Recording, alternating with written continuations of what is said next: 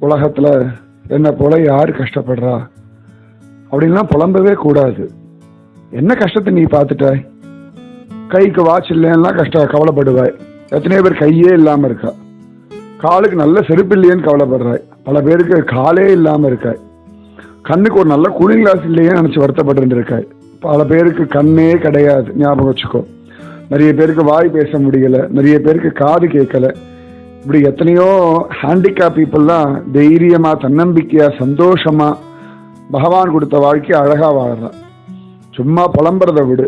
உலகத்துல எல்லாருக்கும் போராட்டம் இருக்கு, எல்லாருக்கும் பலவிதமான பிரச்சனைகள் இருக்கு. அதையும் தாண்டி எல்லாரும் ஆனந்தமா தான் வாழ்ந்துட்டு இருக்கா. எப்ப பார்த்தாலும் நான் தான் கஷ்டப்படுறேன்னு சொல்லி அடுத்த வாளுடைய பச்சாதாபத்தை சம்பாதிக்க ஆசைப்படவே படாத. உனக்கு பகவான் கொடுத்த வாழ்க்கையை எப்படி நீ ஒழுங்கா வாழலாம், எப்படி கிருஷ்ணன் அனுபவிக்கலாம் அப்படின்னு யோசிச்சு வாழ பழகிக்கோ.